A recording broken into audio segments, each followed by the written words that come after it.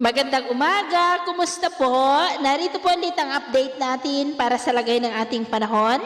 Ngayong umaga po ng November 2, 2023 na kung saan sa ngayon po ay bahagya ulit na tumaas ang hanging amihan gaya po ninyong nakikita at umiihip na lamang po dito sa may extreme northern Luzon at northern part ng Cagayan at Ilocos Norte. Ang shearline naman o yung linya kung saan nagtatagpo ang malamig na amihan at mainit na easterlies ay nag-i-extend po hanggang dyan sa may Santa Ana, Cagayan. At ang LPA naman po na ating minomonitor, gaya po ninyong nakikita ay wala na po itong sirkulasyon at posibleng ideklara na po yan na nag-dissipate na anytime. At ito naman po yung pinapakita ng forecast model na atin pong ginagamit hanggang sa susunod na 2 linggo.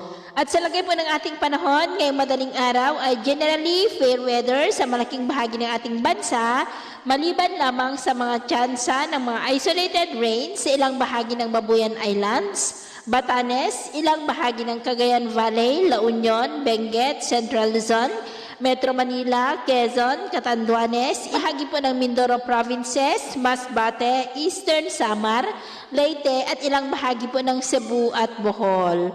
At mamaya po ay sisikat ang araw sa malaking bahagi ng ating bansa, lalo na dyan sa may Mindanao at Visayas. Pero dito po sa Luzon ay may tsansa ng mga maulap na kalangitan na may mga pulupulong pag-ulan sa may Babuyan Islands, Batanes, ilang bahagi ng Cagayan, Central Luzon, Metro Manila, Aurora, Quezon, Quirino, Rizal, Mindoro Provinces at maging po sa ilang bahagi ng Bohol. At mamayang hapon ay posible pa rin ang mga isolated rains sa ilang bahagi na po ng ating bansa, kaya kung lalabas tayo sa ating mga tahanan, ay ugaliin po natin lagi ang magdala ng kahit anong palangga natin sa init ng araw at protection na rin po sa mga biglaang buhos ng ulan. At sa atin naman pong mga baybayin dahil sa amihan at shoreline ay may kataasan po mga seaboard sa mga baybayin po ng Batanes, Babuyan Islands, maging po sa ilang baybayin ng Ilocos Norte ng mga alon po ay posibleng aabot hanggang po sa 1.5 to 2.5 meters height.